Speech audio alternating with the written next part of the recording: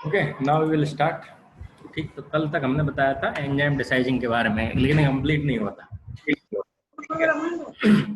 तो एंजाइम में हमने बताया था कि एंजाइम क्या होते हैं। These are the organic soluble catalyst formed by the living organisms. Okay, living organism मतलब आपके ये वेजिटेबल से भी मिलते हैं, एनिमल से भी मिलते हैं, और आजकल माइक्रोबियल लैब में ग्रोथ करके भी हम बैक्टीरिया और उससे भी बनाते हैं। हमने जैसे कि बताया डिसाइजिंग में कौन सा एंजाइम यूज होता है, तो बताया था अल्फा एमाइलेज। ठीक है, और जो बायोपॉलिशिंग में हम बता रहे थे कल, बायोपॉलिशिंग में कौन सा एंजाइम यूज होता है सॉफ्टनिंग करने के लिए जींस को, फैब्रिक को, याद है क्या किसी को? एनवाजाइम एडीसी होगा सर। हैं? एडीसी, एनवाजाइम एडीसी। वो आपका कमर्शियल नेम है जो आप बोल रहे हो, ठीक है वो। हाँ, अदरवाइज सेलुलेज, सेलुलोज को डिग्रेड करता है वो सेलुलेज है, और जो स्टार्च को डिग्रेड करेगा वो है एमाइलेज। ठीक,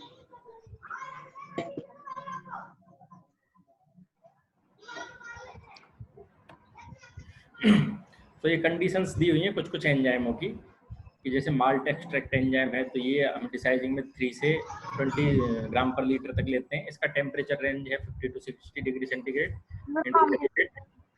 एंड पीएच रेंज है 6 to 7.5। And another is pancreatic enzyme. ये एंजाइम सोर्स है, एंजाइम आपका एमाइले अल्फा एमाइलेज ही होगा, लेकिन वो कहाँ से हमने लिया है एंजाइम, मतलब किससे मैन्युफैक्चर किया है एंजाइम। तो ये जो एंजाइम के सोर्स है malt extract, pancreatic and bacterial. Enzyme कौन सा रहेगा? Alpha amylase. ठीक है, लेकिन उसके सोर्स अलग अलग हो सकते हैं। जैसे हम पानी पीते हैं तो पानी के सोर्स अलग अलग होते हैं ना, तालाब का भी हो सकता है, बारिश का भी हो सकता है, और आपके कुएं का भी पानी हो सकता है। तो ऐसे ही एंजाइम के अलग अलग सोर्स हैं, तीन है, लेकिन पानी तो है सेम एंजाइम। तो इसका टेम्परेचर रेंज आपके मोस्टली एंजाइम का 50 to 60 या 60 to 70 के आसपास है, और ये आप अलग अलग सोर्स से अलग अलग एंजाइम का पीएच है। तो जब हम इंडस्ट्री में ये एंजाइम यूज करते हैं तो उसका टेम्परेचर और पीएच दोनों हमें मैन्युफैक्चरर प्रोवाइड करता है कि आपका ये इतना ये कितना टेम्परेचर लेना है हमें और कितना पीएच लेना है। तो एंजाइम प्रोसेस में पीएच और टेम्परेचर दोनों ही बहुत ज़्यादा इंपॉर्टेंट है, क्योंकि अगर हमने दोनों ही मेंटेन नहीं किए तो एंजाइम वर्क नहीं करेगा। तो ये एंजाइम का प्रोसेस है जो आपका इंडस्ट्री में यूज होता है। तो ये इनिशियली हम ये कंटिन्यूस प्रोसेस है। इनिशियली हम ये अलग अलग मशीनों पे अलग अलग तरीके से यूज हो सकता है, ये ऐसा जरूरी नहीं है ये जो मैं बता रहा हूँ यही वो है कि सब जगह ये है, ऐसे ही काम में लेते हैं। अलग अलग जगह अलग अलग प्रोसेस हो सकता है। ठीक है, लेकिन जो बेसिक है कि भाई हमें एंजाइम यूज करना है, उसको टेम्परेचर देना है और पीएच मेंटेन करना है, वो एक चीज सेम रहेगी। एंड सबसे एंड में वॉशिंग करना है। तो उसके लिए हम मशीन भी कोई सी यूज कर सकते हैं। कंटिन्यूस प्रोसेस में हम जे बॉक्स यूज कर सकते हैं, जिगर भी काम में ले सकते हैं, कोई सा भी हम काम में ले सकते हैं सेमी कंटिन्यूस में। तो ये हॉट वाटर में पहले आप फैब्रिक को डिप करेंगे। हॉट वाटर में डिप करने के क्या होगा कि फैब्रिक को टेम्परेचर मिलेगा। ओके, जिस टेम्परेचर पे एंजाइम काम करता है, यानी 60 to 70 पे एंजाइम अगर काम करता है तो 60 to 70 डिग्री टेम्परेचर का हम पानी लेंगे जिसमें से फैब्रिक को पास करेंगे। उसके बाद हम फैब्रिक को एंजाइम सॉल्यूशन में से पास करेंगे। ठीक है, एंजाइम सॉल्यूशन करने के बाद हम वाटर में उसको ड्वेल टाइम देंगे, यानी ड्वेल टाइम मतलब होता है आपका रिएक्शन टाइम, कि जितना टाइम एंजाइम को स्टार्च को डिग्रेड करने में लगता है उतना टाइम हम उसको वाटर में रखेंगे। तो एंजाइम क्या करेगा, आपका स्टार्च को starch is insoluble in water जो हमने कल बताया था, स्टार्च को सॉल्युबल फॉर्म में कन्वर्ट करता है। सॉल्युबल फॉर्म में उसकी डेक्स्ट्रिन और ग्लूकोज उसमें ब्रेक कर देगा। तो उसको ब्रेक करने के बाद स्टार्च सॉल्युबल हो गया पानी में। उसके बाद हम उसको वॉश कर देंगे। वॉश करके आपका जो भी स्टार्च है वो ये पानी में आ जाएगा और fabric will go for the further process. तो ये एक वो बताया था, एक ये प्रोसेस भी आप यूज कर सकते हैं इंडस्ट्री में। तो इंडस्ट्री में अलग अलग मशीन पे अलग अलग तरीके से कर सकते हैं। बेसिक क्या है बेसिक है कि हमें एंजाइम सॉल्यूशन में डिप करना है और उसको टेम्परेचर, पीएच और टाइम, ये 3 चीज देनी है। तो इसमें क्या है कि एंजाइम प्रिग्नेटर, यानी पहले हमने एंजाइम सॉल्यूशन में डिप किया, उसके बाद आपका हीटर में हमने उसको टेम्परेचर दिया, जो हमें भी रिक्वायर्ड टेम्परेचर पे एंजाइम वर्क करता है। टेम्परेचर देने के बाद उसको ड्वेल टाइम दिया रिएक्ट करने के लिए, यानी स्टार्च, एंजाइम स्टार्च पर कितना टाइम में ब्रेक करेगा, उसके लिए हम उसको टाइम देंगे, रिएक्शन टाइम। और रिएक्शन टाइम के बाद हम उसको वॉशिंग में वॉश करके अलग कर देंगे। आ रहा है ना समझ में सब लोगों के? Yes sir. थोड़ा बोलते रहा करो, थोड़ा, नहीं तो ऐसा लगेगा मैं कंप्यूटर से बात कर रहा हूँ।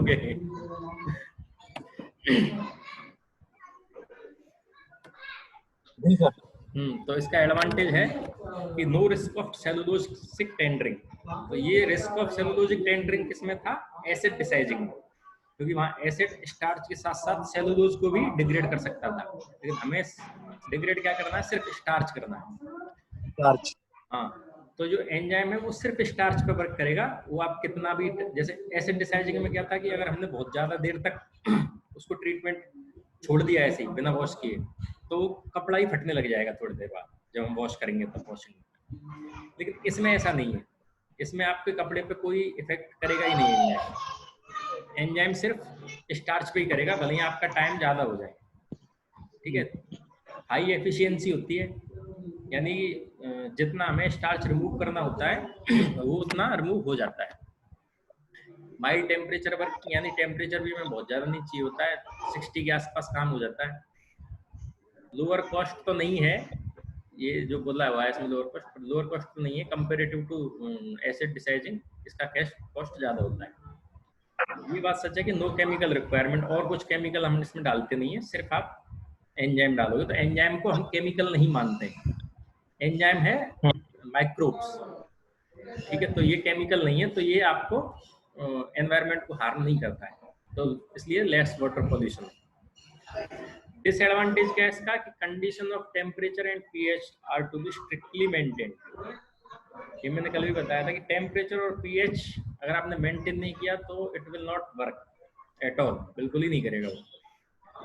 जो रेंज दिया हुआ है 60 to 70, उसके बीच में ही टेम्परेचर होना चाहिए। उससे ज़्यादा होगा तो भी काम नहीं करेगा, कम होगा तो भी नहीं करेगा। सेम पीएच का, जो पीएच का रेंज दिया हो उसके बीच में ही पीएच होना चाहिए। पीएच उससे ज़्यादा होगा तो भी काम नहीं करेगा, कम होगा तो भी काम नहीं करेगा। तो ये इसका एक डिसएडवांटेज है कि आपको condition of temperature and pH should be strictly followed. अब आया कि डिसाइजिंग तो हमने कर दिया, ठीक है, चाहे हमने किसी भी मेथड से किया, नो मैटर, एसिड में स्टीपिंग से किया या हमने रॉट स्टीपिंग किया या एंजाइम किया। लेकिन आपके पास एक कपड़ा है और आपको कैसे पता चलेगा कि वो कंप्लीट डिसाइज हो चुका है या नहीं हुआ है? ठीक है, तो उसके 2 मेथड हैं। एक तो है क्वांटिटेटिव मेथड, जिसको बोलते हैं वेट लॉस मेथड। तो इसमें हम कितना फैब्रिक में वेट लॉस हुआ है, यानी बिफोर डिसाइजिंग कितना वेट था और आफ्टर डिसाइजिंग कितना वेट है, डिवाइडेड बाय इनिशियल वेट, यानी बिफोर डिसाइजिंग जो वेट था। तो ये जो वेट है ये 6 to 8% जनरली होता है, लेकिन ये जो हम बात कर रहे हैं 6 to 8% का, ये फिक्स नहीं है कि इतना ही होना चाहिए। वो डिपेंड करता है कि हमने साइज कितना अप्लाई किया है। 6 to 8% हम जब बोल रहे हैं जब साइजिंग आपने 8 to 10% साइजिंग किया है, मतलब जो साइजिंग के टाइम पे हमने कितना मटेरियल उसमें ऐड किया है, स्टार्च ऐड किया है और कितना निकला है, वो उस पर डिपेंड करता है। अगर आपने मान लो 10% की जगह आपने 20% ऐड कर दिया साइजिंग के टाइम पे, तो फिर ये जो वेट लॉस है ये 60% से काम नहीं चलेगा। इन दैट केस आपको 16-17 के आसपास 16-17% वेट लॉस होना चाहिए आफ्टर डिसाइजिंग। कहने का मतलब ये है कि जो जितना हमने मटेरियल साइजिंग मटेरियल अप्लाई किया है उसका 75 to 80% डिसाइजिंग में रिमूव होना चाहिए। ठीक है, ये तुम्हारे काम की चीज है, इंपॉर्टेंट चीज है ये कि अगर फैब्रिक डिसाइज तो हुआ लेकिन डिसाइजिंग हुआ है अच्छे से या नहीं हुआ, ये कैसे हम मेजर करेंगे? एक मेथड तो है ये, ठीक है, जो मेरे हिसाब से हम यूज करते हैं, बट ये आपको कंफर्मेटरी नहीं देता, कंफर्मेशन नहीं देता है कि आपका कंप्लीट डिसाइज हुआ है या नहीं हुआ। तो ये है qualitative method.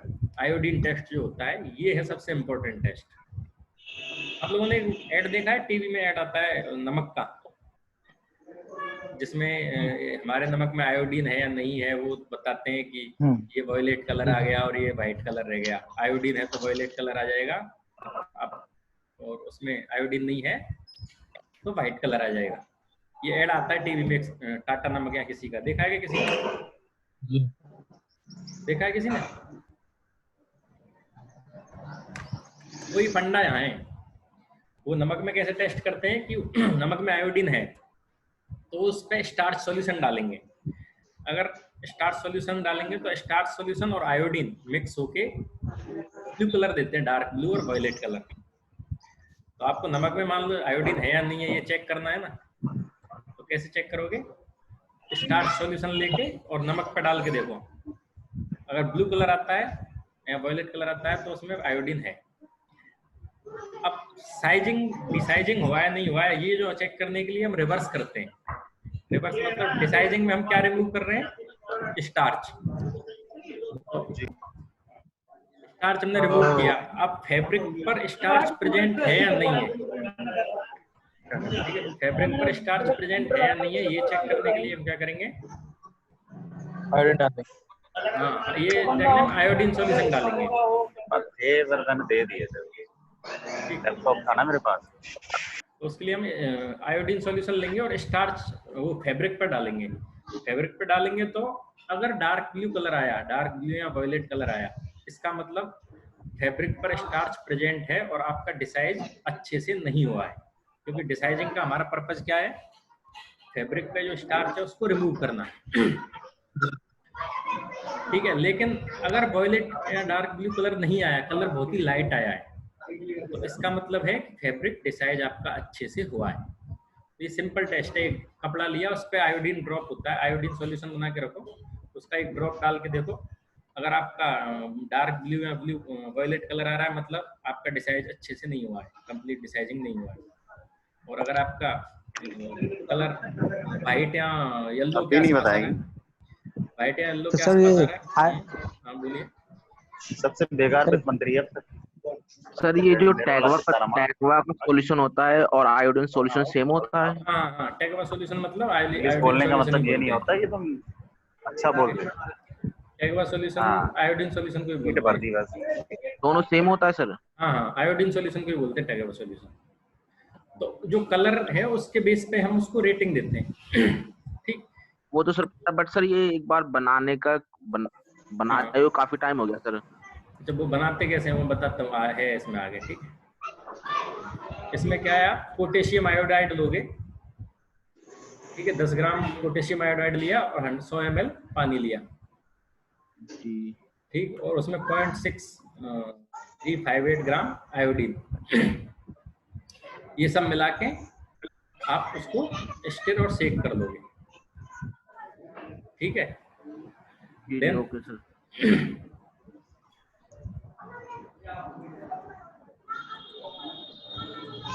then fill up to 800 ml of water, then complete the 1000 ml solution बनाने का तरीका है, ठीक है। 1000 ml 1 लीटर सॉल्यूशन बनाने का तरीका, तो उसमें 800 ml तक पानी मिलाएंगे और 200 ml उसमें एथेनॉल मिक्स कर देंगे। तो ये है आपका टगेवा रेटिंग जो हम बोलते हैं ना, ये। तो अगर डार्क ब्लू कलर आ रहा है मतलब उसमें इतना परसेंट स्टार्च मौजूद है, यानी वो डिसाइड है। KI कैल्शियम, पोटेशियम, कैल्शियम नहीं, पोटेशियम आयोडाइड, KI, ठीक है। पोटेशियम आयोडाइड को बोलते हैं, ये जो लिखा है ना potassium iodide, this is KI। जो रेटिंग चेक करने का सर कोई स्टेप आती है क्या इसकी? हाँ, स्ट्रिप आती है इसकी रेटिंग चेक करने का, किस नाम से आती है वो? टगेवा स्केल बोलते हैं उसको, टगेवा वॉयलेट स्केल। तो जिसपे ये आपके, हाँ, ये रहेंगे आपके, ये इसमें फोटो दिख रहा है ना तुमको, ये जी कलर में होता है नहीं तो? हाँ हाँ, इसमें आपके वाइट से लेके और ब्लू तक का कलर रहेगा, अलग अलग शेड ब्लू में। तक ग्रीन कलर, या ग्रीन या ऑरेंज शायद। यहाँ पे ब्लैक एंड व्हाइट दिख रहा है, यहाँ ब्लैक एंड व्हाइट दिख रहा होगा। वो है, वो ग्रीन नहीं होता, ऑरेंज होता है, वो येलो कलर का होता है आयोडीन सॉल्यूशन बेसिकली। ठीक है, जैसे अपना पीएच टेस्ट करने वाले जो स्ट्रिप आती है हाँ। सेम ऐसी होती है ना? नहीं नहीं, वो तो स्ट्रिप है पीएच वाली तो। हाँ, लेकिन उसमें स्केल हाँ। होता है ना पीएच टेस्ट करने के लिए स्ट्रिप में। हाँ तो भाई, स्केल, हाँ, बिल्कुल पिंक स्केल भी। पिंक है तो एसिडिक है, और आपका ग्रीन इशारा है तो एल्कली है। ऐसे ही स्ट्रिप होती है, लेकिन हम चेक कैसे करते हैं कि ड्रॉप डालते हैं हम कपड़े पे, और कपड़े पे जो कलर आया वो हम वो स्ट्रिप से मैच करेंगे। तो कलर तो सर कपड़े जैसे अगर कोई कलर्ड फैब्रिक में अगर कर रहे हैं, ऑलरेडी ब्लू कलर की फैब्रिक में कर रहे हैं, तो उसमें कैसे मालूम करेंगे फिर? ब्लू कलर के फैब्रिक में डिसाइजिंग तो आप ग्रे फैब्रिक में करते हो ना, डाइंग बाद में करते हो। आरएफडी पे ही करते हैं ना सिर्फ ये हाँ हाँ टैग चेक तो? हाँ, ऑब्वियसली आप आरएफडी में करते हैं सर, अपने पास जैसे होते हैं अनडाइड फैब्रिक जैसे आ गया, जैसे कोई अनडाइड था पहले ही और वो कपड़ा बना दिया, ठीक है, तो उसमें तो फिर कोई जरूरी नहीं है कि हम ग्रेज को ही डिसाइजिंग करेंगे, हाँ, ये बात सही अनडाइड है। फैब्रिक को भी करना पड़ता हाँ, कर रहे हो तो वहां फिर आप वेट वाला काम आएगा आपके, ये काम नहीं आएगा। जो वेट है। लॉस उसमें वाला, क्या कुछ और? वेट लॉस वाला मेथड है ना, वेट लॉस वाला हाँ जी, मेथड हाँ एक और बताया था हमने कि इनिशियल वेट ले लो आप, डिसाइजिंग से पहले वाला वेट फैब्रिक का, और डिसाइजिंग के बाद वाला वेट, तो कितना परसेंट वेट रिडक्शन हुआ है, तो वो 6 to 8% आपका वेट रिडक्शन होना चाहिए। लेकिन ये जो फैब्रिक मैन्युफैक्चरिंग के टाइम में कितने % उसमें यूज किया स्टार्च, वो भी तो मालूम होना जरूरी है ना वो मेरे को। मालूम होना जरूरी है उसके लिए, क्योंकि फिर उसमें नहीं तो आपका फिर एक्यूरेट। हाँ 75 to 80% स्टार्च रिमूव होना चाहिए आपका डिसाइजिंग। ये है। बाकी सर जब कल वाली क्लास में आपने ये पॉइंट बताया था, उसमें जैसे अगर स्टिफनेस खत्म हो जाती है, एब्जॉर्बेंसी बढ़ जाती है, तो भी डिसाइजर कंप्लीट हो जाता है वैसे? ना एब्जॉर्बेंसी वो से भी कर स्टोरिंग सकते हैं, होता है, स्टोरिंग में। नहीं, लेकिन जो टेस्ट करोगे ना आप, क्योंकि कितना एब्जॉर्बेंसी आया, ठीक है, एब्जॉर्बेंसी टेस्ट से भी कर सकते हैं, जो आप बोलते हो ना, बोल रहे हो, वो भी कर सकते हैं, लेकिन वो कंफर्मेटरी टेस्ट नहीं है, उससे ये नहीं पता चलेगा, क्योंकि हो सकता है स्टार्च प्रेजेंट हो तो भी एब्जॉर्बेंसी बढ़ सकती है ना, कुछ ना कुछ तो बढ़ेगी ही ना, तो कितनी बढ़नी चाहिए वो स्टैंडर्डाइज किया हुआ नहीं है, लेकिन ये ट्रायल एंड एरर से आप ये कर सकते हो कि भाई आप खुद अपना लैब में स्टैंडर्ड कर लो, कि जो ड्रॉप टेस्ट होता है ना एब्जॉर्बेंसी का, कि भाई डाइड फैब्रिक में अगर डिसाइज हो गया तो इतना सेकंड में ड्रॉप एब्जॉर्ब होना चाहिए, तो वो आप अपनी लैब में स्टैंडर्ड कर सकते हो, बाकी वैसे सिस्टम में स्टैंडर्डाइज किया हुआ है नहीं, ठीक है, लेकिन ये ऐसे कर सकते हैं, जो आप मेरे हिसाब से कर सकते हैं। तो ये आपके कलर के हिसाब से अकॉर्डिंग आप टगेवा पे स्केल दे देते हैं, इसको रेटिंग दे देते हैं। 9 मतलब माना जाता है आपका कि आपका कंप्लीट डिसाइज हो चुका है, ठीक है, 9 जो रेटिंग है, और जो 1 रेटिंग है वो आपका कि उस पर डिसाइजिंग अच्छे से प्रॉपर नहीं हुआ है, ठीक। तो ये आपका डिसाइजिंग, ये आपको एक फोटो दिखाया मैंने, ये तो ये आपका ग्रे फैब्रिक है जिसपे स्टार्च प्रेजेंट है, अगर उस पर आप आयोडीन सॉल्यूशन डालोगे तो ऐसे कलर आएगा, अगर आपका फैब्रिक अच्छे से डिसाइड हो चुका है तो आपका ऐसा कलर आएगा।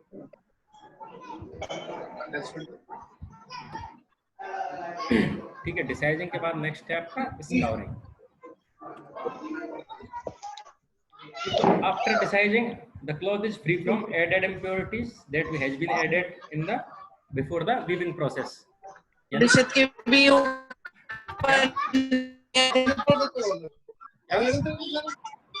कार्टून नहीं आ रहे थे उसके, अरे डिसाइजिंग में हमने क्या है, एडेड इम्प्योरिटी यानी जो स्टार्च हमने इंक्लूड किया था वीविंग से पहले वो हमने रिमूव किया है, ठीक है, लेकिन फैब्रिक में कुछ इनहेरेंट इम्प्योरिटीज होती हैं जो हम ऐड नहीं करते हैं, नेचुरल के केस में ऐड नहीं करते हैं, सिंथेटिक में हो सकता है हम ऐड भी करें, वो जैसे कि ऑयल हुआ, फैट हुआ, वैक्स हुआ, remnant of added matter, dirt, stain, क्योंकि स्पिनिंग में और उसमें आपको इवन वीविंग मशीन पे भी आपको ऑयल वगैरह का स्टेन लग सकता है कपड़े पे, ठीक। Then oil and fats are, these oil and fats are hydrophobic, यानी हाइड्रोफोबिक मतलब होता है वाटर हीटिंग, यानी जो पानी एब्जॉर्ब करने से रोके, ऑयल से पानी एब्जॉर्ब करेगा नहीं फैब्रिक, अगर फैब्रिक पे ऑयल या वैक्स का लेयर रहेगा तो these oil and fats resist the penetration of water, so the fabric therefore cannot be dyed or printed, डिसाइजिंग में भी हम वही काम कर रहे हैं। डिसाइजिंग में तो हम सिर्फ स्टार्च रिमूव करके फैब्रिक का एब्जॉर्बेंसी इंक्रीज कर रहे हैं। स्काउरिंग में भी हम फैब्रिक का एब्जॉर्बेंसी इंक्रीज कर रहे हैं, ठीक है। लेकिन डिसाइजिंग में आपका oil, dirt, fat, wax and dirt ये रिमूव नहीं होता है। लेकिन आजकल ऐसा होने लग गया है कि कंबाइंड डिसाइजिंग एंड स्काउरिंग कर लेते हैं, एक ही सॉल्यूशन में दोनों तीनों चीज डाल के, और एक ही सॉल्यूशन में डिसाइजिंग और स्काउरिंग भी हो जाता है। ये पॉसिबल है, यानी आपको दो प्रोसेस करने की जरूरत नहीं है, एक प्रोसेस में भी कर सकते हो आप। कुछ कुछ इंडस्ट्रीज में वो होता भी है, एक कंबाइंड डिसाइजिंग स्काउरिंग या कंबाइंड स्काउरिंग एंड ब्लीचिंग, वो भी एक कंबाइंड उसमें हो जाता है प्रोसेस। इसको छोड़ दो, ऊपर की जगह चेंज कर दो। ठीक है। So the outer the outer hydrophobic layer जो ऑयल, वैक्स एंड फैक्स की है, वो हमें रिमूव करनी है ना। मैंने करी तो घर में कलेश पड़ेगा। So the process by which the water resistant layer is removed, mic mute कर दीजिए।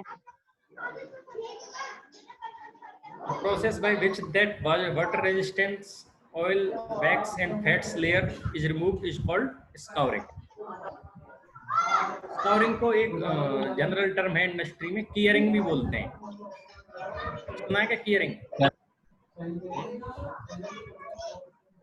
कीयरिंग करके भी इंडस्ट्री में बोलते हैं इसको। कीयरिंग बेसिकली क्यों बोलते हैं? क्योंकि अभी तो ये कंटिन्यूस प्रोसेस में होता है, लेकिन पुराने टाइम में कीयरिंग एक बर्तन जैसा ऐसे बड़ा सा पॉट होता था, वेसल होता था।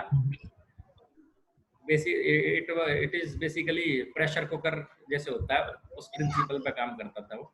तो वो बर्तन वेसल को हम कीयर बोलते थे, लेकिन काफी बड़ा होता है, मतलब वो 500 किलो 1000 किलो कैपेसिटी का होता है कीयर।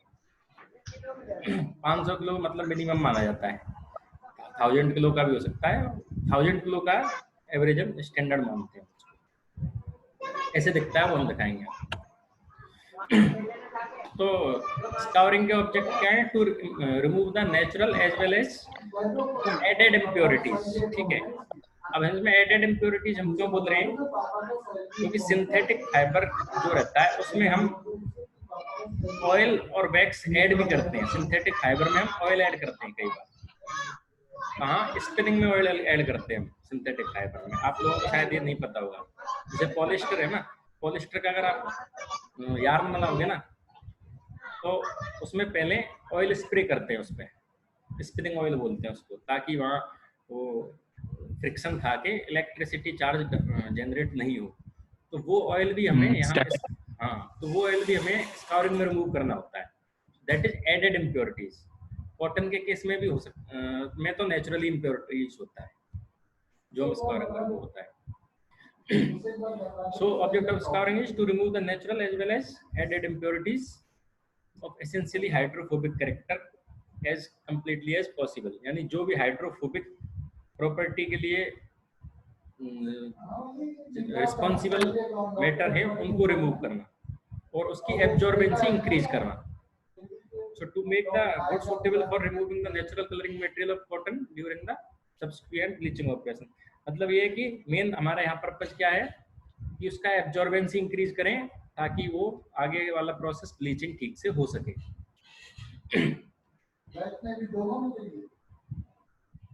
तो इसमें हम क्या यूज करते हैं?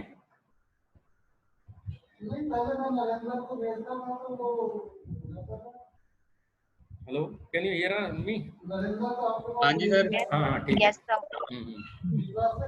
हाँ, दूसरा वो है कि इसमें जब रिमूव कर रहे हैं हम ऑयल, वैक्स एंड फैट्स, तो उसका फिजिकल प्रॉपर्टी डैमेज नहीं होना चाहिए, फिजिकल या केमिकल इफेक्ट, फैब्रिक का प्रॉपर्टी डैमेज नहीं होना चाहिए, ठीक है। तो ये हम करते कैसे हैं? इसको बॉयल करते हैं एल्कली सॉल्यूशन में, यानी NaOH में। तो NaOH से क्या होता है? दो वो होते हैं इसमें रिएक्शन कि जो ऑयल है उसका होता है सपोनिफिकेशन। सपोनिफिकेशन मतलब ऑयल से सोडियम हाइड्रोक्साइड, NaOH मतलब सोडियम हाइड्रोक्साइड या कास्टिक जिसको हम बोलते हैं, लोकल लैंग्वेज में कास्टिक सोडा जो बोलते हैं ना, कास्टिक जिसको बोलते हैं, तो कास्टिक काम में लेते हैं इसमें। तो कास्टिक से रिएक्शन करके ऑयल सोप बनाता है, ठीक है, क्योंकि ऑयल तो पानी में इनसॉल्युबल होता है, सॉल्व होता नहीं है पानी में। तो जो सोप है वो सॉल्युबल होता है, ठीक। तो ऑयल तो सोप बनाएगा, वैक्स इमल्सन बनाएगा। इमल्सन जानते हो क्या होता है? इमल्सन किसको बोलते हैं? सुना है टर्म कभी? सॉलिड लिक्विड को मिक्स करके बना। नहीं, लिक्विड इमिसिबल लिक्विड होते हैं ना, जो मिक्स नहीं होते लेकिन हम उसको मिक्स कर देते हैं। हाँ, जैसे पानी और ऑयल। तो वैक्स आपका इमल्सन बनाएगा, ठीक। तो और उसके अलावा ऑयल हो गया आपका, वैक्स हो गया। पेक्टिन्स अगर है तो ये भी soluble salt of pectic acid बनाएगा, एल्कली से ही।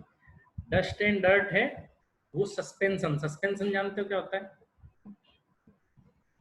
सस्पेंशन होता है जब हम कपड़े धोते हैं ना, डिटर्जेंट से हम कपड़े वॉश करते हैं ना, तो क्या होता है, कपड़े का धूल पानी में आ जाता है, लेकिन पानी में ना वो नीचे बैठता है ना वो ऊपर रहता है, पानी में इधर उधर घूमता रहता है, उसको बोलते हैं सस्पेंशन। हाँ, घुलता भी नहीं है। घुलता तो बोलते हैं कि उसमें दिखना बंद हो जाए। घुलना कैसे? जैसे नमक पानी में घुलता है, लेकिन धूल हमें दिखेगी पानी में, लेकिन ना वो नीचे रहेगी ना वो रहेगी। जैसे रेत को हम पानी में डालते हैं जब कपड़े, फैब्रिक से अलग हो जाएगा बस। हाँ, फैब्रिक से अलग हो जाएगा बस। तो स्काउरिंग में हम डिटर्जेंट भी काम में लेते हैं। स्काउरिंग में केमिकल कौन कौन से वो बताएंगे। तो इसमें क्या है, मेन जो एक्शन है वो 3 है। एक तो ऑयल जो है ऑयल का सपोनिफिकेशन होगा जिससे सोप बनेगा वाटर सोल्यूबल, वैक्स के साथ इमल्सन बनेगा, और डस्ट और डर्ट के साथ सस्पेंशन बनेगा, ठीक।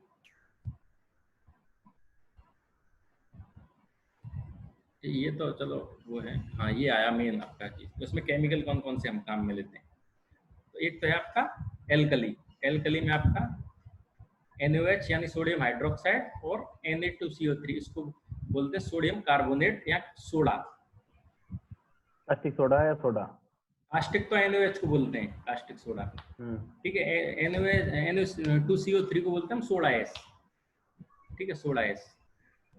और NaOH को कास्टिक सोडा हैं, दोनों हैं एल्कली दोनों, लेकिन NaOH जो होता है वो ज्यादा स्ट्रॉन्ग होता है, जो कास्टिक है वो ज्यादा स्ट्रॉन्ग होता है, और जो सोडा है, सोडा हम बेसिकली Na2CO3 को ही बोलते हैं।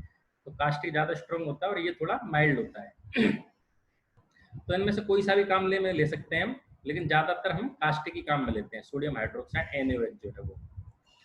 दूसरा है आपका surfactant, waiting agent. Surfactant basically क्या है, डिटर्जेंट। आपका डिटर्जेंट को बोलते हैं सर्फेक्टेंट। इसका काम क्या होता है कि पानी आपके फैब्रिक पे जा नहीं पाता है, कोई भी हम वेट प्रोसेस करते हैं, तो सर्फेक्टेंट क्या करेगा, पानी के सरफेस टेंशन को कम करके, पानी फैब्रिक पे क्यों नहीं जाता है उसके पीछे एक साइंटिफिक रीजन है कि जो आपका कपड़े का सरफेस टेंशन है वो कम होता है और पानी का सरफेस टेंशन ज्यादा होता है। जहां दोनों का सरफेस टेंशन सेम हो जाएगा तब वो पानी कपड़े पे जा पाएगा। सर्फेक्टेंट या वेटिंग एजेंट क्या करता है, ये पानी के सरफेस टेंशन को रिड्यूस करेगा, कम करेगा।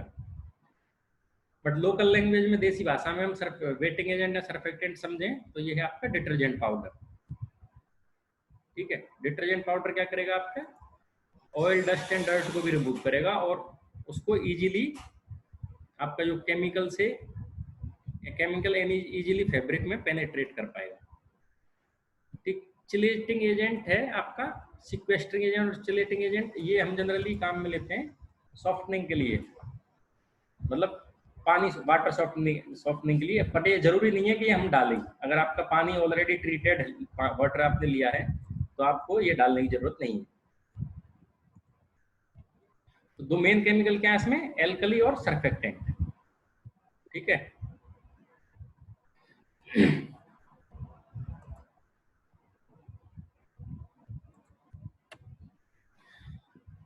तो स्काउरिंग की मशीनरी कौन कौन सी है। बैच प्रोसेस में आप कीयर पे कर सकते हो, जिगर पे भी कर सकते हो। सेमी कंटिन्यूस प्रोसेस में आप पैड रोल कर सकते हो। पैड मतलब आपने डिप किया और रोल बना के उसको कई घंटे के लिए रख दिया। कंटिन्यूस प्रोसेस में आप जे बॉक्स भी यूज कर सकते हो। मशीन सबके लिए लगभग सेम है। अब वही मशीन पे आपका डिसाइजिंग होगा, उसी पे स्काउरिंग होगा और उसी पे ब्लीचिंग होगा। इवन डाइंग भी आप उस पे कर सकते हो सेम मशीन पे।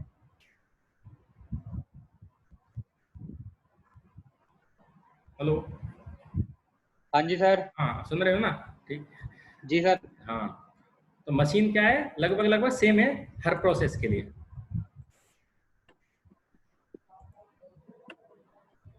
तो कीयर्स हम सबसे पहले पढ़ेंगे। कीयर ये बैच प्रोसेस है। तो कीयर दो तरह के होते हैं, एक तो वर्टिकल या हॉरिजेंटल हो सकता है, और ओपन और क्लोज्ड कीयर। ठीक, ये तो हीटिंग मेथड है, ये इतना कोई इंपॉर्टेंट नहीं है। क्या है ये, फोटो देखो कीयर का। कीयर मतलब क्या है, ये आपका वेसल होता है, एक बर्तन जैसे होता है, फिर प्रेशर कुकर वाला सिस्टम है इसमें।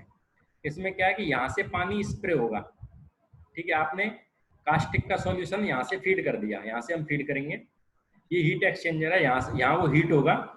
ठीक है, हीट होके ये पाइप से यहाँ पे स्प्रे, यहाँ इसको हम इसमें फैब्रिक डालते हैं।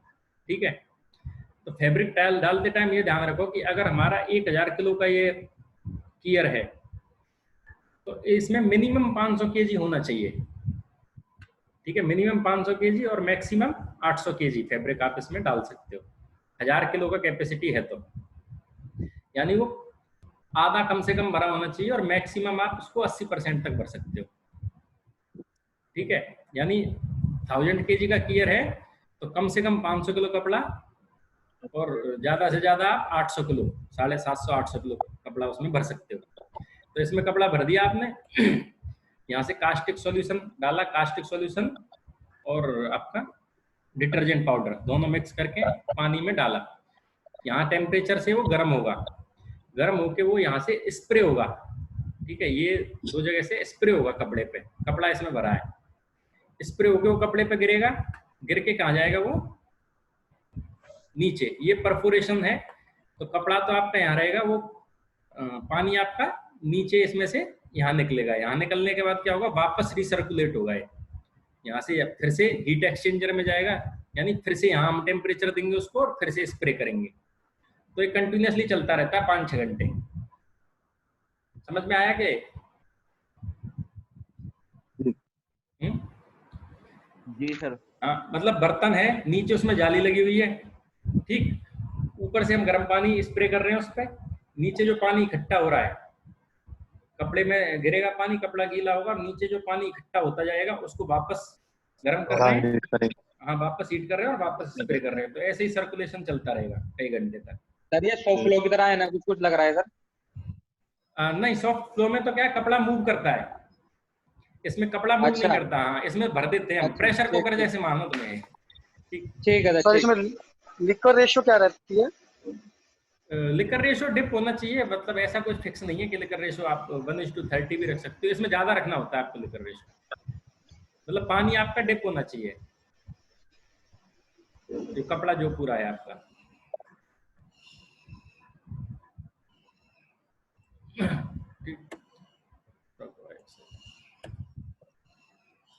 हाँ, 1:5 है लिकर रेशियो। Okay, MLR। तो क्लोज कीयर के लिए क्या है हमारा, एल्कली NaOH डाला हमने 2 से 3%। ठीक है, सोडियम सिलिकेट, सोडियम सिलिकेट इसमें नहीं डालने की जरूरत होती नहीं है, वैसे डाल भी सकते हो। सोडा एस ये बताया था मैंने, तो इसमें आप जरूरी नहीं है सोडा एस भी डालो, सिर्फ NaOH डालोगे तो भी काम हो जाएगा। वेटिंग एजेंट मतलब है आपका डिटर्जेंट पाउडर। ठीक, MLR रेशो है आपका 1:5। पीएच तो अपने आप, क्योंकि आप एल्कली डाल रहे हो तो उससे पीएच आपका 10 से 11 तक चला जाता है। ये प्रेशर है 1.5, क्योंकि वो प्रेशर कुकर जैसे होता है, ऊपर से क्लोज होता है, बंद होता है, तो उसमें अंदर प्रेशर डेवलप होता है। क्योंकि टेम्परेचर आपका हाई रहेगा तो पानी उसमें से इवोपरेट होगा। तो MLR क्या होता है? MLR 1:5, 1 से 5। मतलब MLR मतलब ये नहीं कि MLR फुल फॉर्म कुछ मटेरियल टू लिकर रेशो, मतलब अगर 1 किलो आपका आपने 1000 किलो कपड़ा लिया है तो 5000 लीटर पानी। कपड़े का जो वेट है उसका 5 गुना पानी लेना होता है आपको। 1 किलो कपड़े पे 5 लीटर पानी।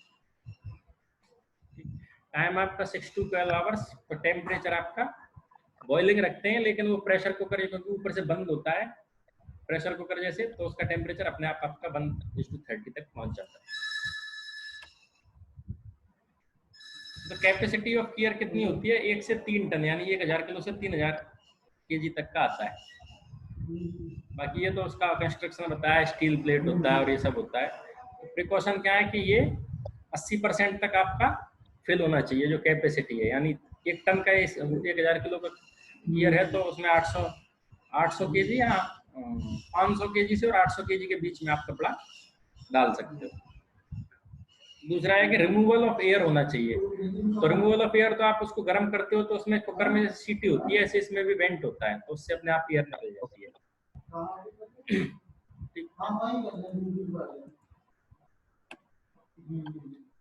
तो ये तो मैंने आपको गियर वाला बताया है, ठीक।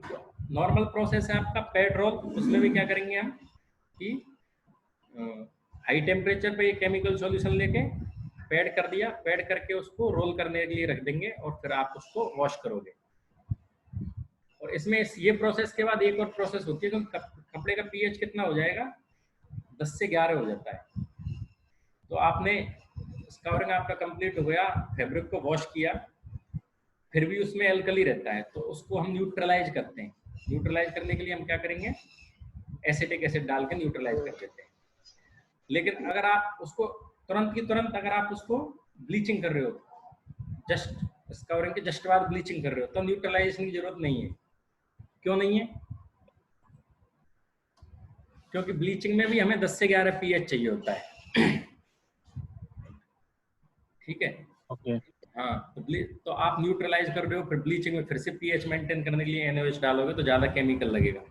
तो जब अगर आप प्रोसेस कंटिन्यू कर रहे हो कि भाई हमने अभी स्काउरिंग किया और अभी हमें ब्लीचिंग करना है, तो आप कंटिन्यू कर सकते हो, फिर आपका उससे केमिकल सेव होगा। क्योंकि कपड़े का पीएच 10-11 रहता ही है, आपको सिर्फ उसमें पेरोक्साइड डालना है और उससे आपका ब्लीचिंग हो जाएगा। पेरोक्साइड और सोडियम सिलिकेट डालना।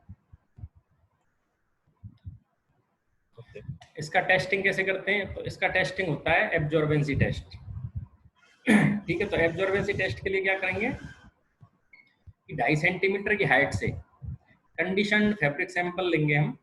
उसको एम्ब्रॉयडरी फ्रेम जानते हो आप लोग, जो घरों में कढ़ाई करते हैं, वो सर्कुलर वो होता है लकड़ी का फ्रेम, देखा है? हाँ जी। हाँ, तो उसमें कपड़े को रख लेंगे टाइट कंडीशन में। ठीक है, उस पे एम्ब्रॉयडरी फ्रेम पे जो एम्ब्रॉयडरी फ्रेम होना चाहिए, ये स्टैंडर्ड प्रोसीजर है। 6 इंच डायमीटर का एम्ब्रॉयडरी फ्रेम। और ब्यूरेट तो जानते हो ना, ब्यूरेट। तो ब्यूरेट में हम पानी डालेंगे 2.5 सेंटीमीटर की डिस्टेंस से, पानी का 1 ड्रॉप डालेंगे हम उस पे कपड़े पे जो एम्ब्रॉयडरी फ्रेम में होल्ड किया हुआ है। और फिर उसके बाद हम टाइम मैच करेंगे कि कितनी देर में उसने फैब्रिक को जो ड्रॉप को एब्जॉर्ब किया है। ठीक है, वो मेजर करते हैं। एक तो ये टेस्ट है। दूसरा होता है सिंकिंग टेस्ट। सिंकिंग टेस्ट में क्या है कि हमने फैब्रिक को कट किया थोड़ा सा और एक मेजरिंग सिलेंडर में पानी लिया और उस पर ऊपर हमने फैब्रिक रखा, तो फैब्रिक ऊपर से नीचे तक मतलब कितनी देर में डिप होता है, डूबता है पानी में, वो टाइम नोट करेंगे। तो 5 सेकंड या उससे कम होना चाहिए। इसका मतलब आपका स्काउरिंग अच्छे से हुआ है। तो बेसिकली इसमें हम ये टेस्ट करते हैं कि कपड़ा कितनी जल्दी पानी एब्जॉर्ब कर रहा है। तो एक तो ड्रॉप कपड़े पे ड्रॉप डाला या फिर कपड़ा हमने पानी में डाला और वो टाइम मेजर किया। वेट लॉस इसमें भी मेजर करते हैं, लेकिन वेट लॉस इसमें बहुत ही कम होता है, अराउंड 1 to 2% होता है। तो इससे आप एग्जैक्ट पता लगा नहीं सकते कि भाई अच्छे से स्काउरिंग हुआ है नहीं हुआ। तो स्काउरिंग का जो मेन टेस्ट मेथड है वो है आपका सिंकिंग टेस्ट और ड्रॉप टेस्ट, एब्जॉर्बेंसी जो टेस्ट करते हैं। ठीक है, आज के लिए बहुत है इतना, कल ब्लीचिंग देखेंगे। ओके ओके सर, कोई हो तो बता देना है। चलो okay, thank you sir. Sir ये जो वीडियो आपने रिकॉर्ड किया है सर, हाँ बोलिए। रिकॉर्ड किया है, इसको आप ग्रुप में डालोगे ना इसमें? हाँ ओके ओके ठीक है sir, thank you. Okay, thank you sir. Okay.